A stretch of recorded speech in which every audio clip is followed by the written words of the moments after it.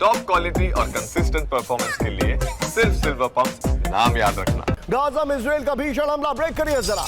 खान यूनिस में रिहायशी इमारत पर हमला, ब्रेकिंग और शॉट।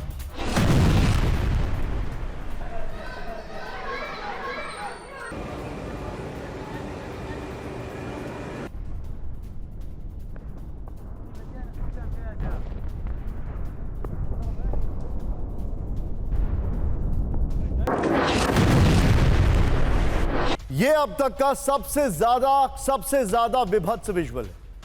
आप चाहें तो इसको इग्नोर कर दीजिए, थोड़ी देर के लिए टीवी पर मत देखिए, लेकिन ये तस्वीरें बहुत हैरान करने वाली मैं आपको दिखा रहा हूं। ब्रेक करिए। गाजा के शूजिया इलाके में हमला दिखाइए जरा। खाने का सामान लेकर जा रहे शख्स पर मोर्टार अटैक।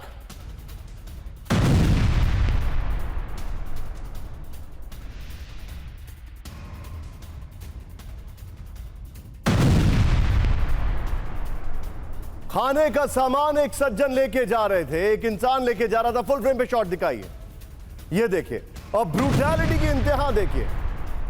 आईडीएफ का दावा हमास के लड़ाके पर हमला किया है।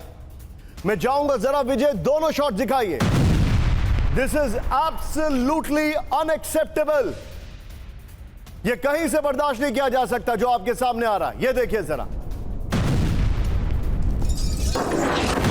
लेफ्ट वाले शॉट, इसी शॉट को प्ले करिए और दोनों शॉट को प्ले करिए। और पीआईपी में एक शॉट रिएक्शन के लिए मैं शंकर प्रसाद सर के पास जाऊंगा विजय, उसके बाद दोनों ब्रेकिंग, दोनों शॉट अपने आप कर दीजिएगा। सर, ये एब्सोल्यूट कार्नेज है, ये वॉर क्राइम है। नेतन्याहू को कोई रोक नहीं रहा है, क्योंकि रोकने वाले जो हैं वो उसके खिलाफ, उनके खिलाफ केस रोकने में लगे हुए हैं।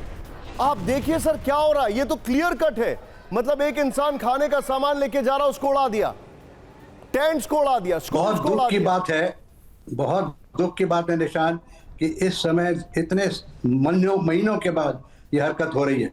मेरी तो समझ में ये नहीं आ रहा कि वहाँ होस्टेजेस संग बुरा बर्ताव हो रहा है, उनको छोड़ नहीं रहे हैं।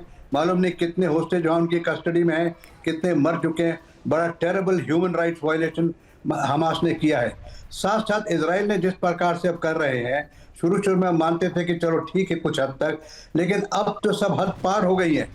मैं ये समझता हूँ कि क्यों नहीं ईरान, जो इनकी प्रॉक्सी को सपोर्ट कर रहा है, जो हमास को सपोर्ट कर रहा है, उनको क्यों नहीं स्टॉप करता। आपने देखा कि ईरान और अमेरिका की और इजराइल की मिल के लड़ाई 10-12 दिन में सीज फायर हो गया। यहाँ महीनों से चल रहा है, सीज फायर क्यों नहीं हो रहा? क्योंकि मैं समझता हूँ कि इसमें कोई थर्ड पार्टी है ही नहीं इन्वॉल्व, दो पार्टीज हैं। अगर इसमें डायरेक्ट किसी का इन्वॉल्वमेंट होता है तो वो उस लड़ाई को जल्दी से जल्दी रोकता है, देखता है कि इतनी तरह से बुरी तरह से ह्यूमन राइट्स वायलेशन ना हो। अब तो हद से पार हो चुका है। आपसे एक बड़ी बात लोग मारे गए, आप कह रहे हैं कितने लोग मारे गए पिछले 24 घंटे में। तो I think this world needs to stop this war. There is so much of human rights violation, not only by Israel but by Hamas, but by others, that this world cannot understand. You're right. Human value क्या है? You're absolutely right. Right, sir. Be with me, sir. लेकिन इन दोनों breaking, दोनों shots के साथ, इन दोनों breaking, दोनों shots के साथ एक बार मुझे रखिएगा।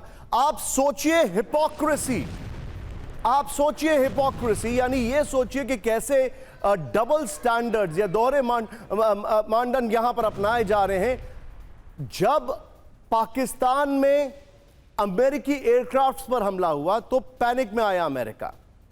जब इजराइल के तेल अवीव और हाइफा को ईरान ने अटैक कर बुरी तरह क्षतिग्रस्त किया तो पैनिक में आया अमेरिका। यहां पर अमेरिका का कोई नुकसान नहीं हो रहा है। गाजा में ब्रूटैलिटी अपने चरम पर है। देख रहे हैं आप क्या हो रहा है लोगों के साथ। एक बार फिर से दोनों विजुअल दिखाइए। एक आदमी सड़क पर खाने का सामान लेके जा रहा है और उसको उड़ा दिया। यह देखिए, विजुअल देखिए अब आप जरा। रेफ्यूजी कैंप्स, घरों को, घर तो भूल जाइए, वहां पर बचे ही नहीं है घर ज्यादातर।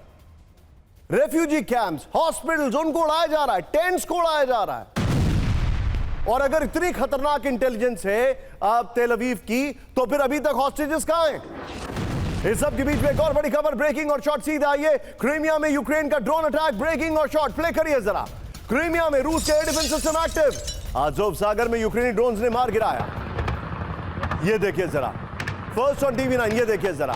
क्रीमिया में यूक्रेन का ड्रोन अटैक, क्रीमिया में रूस का air defence system active. Azov सागर में यूक्रेनी ड्रोन्स मार गिराए। ये बड़ी खबर मैं आपको दिखा रहा हूं।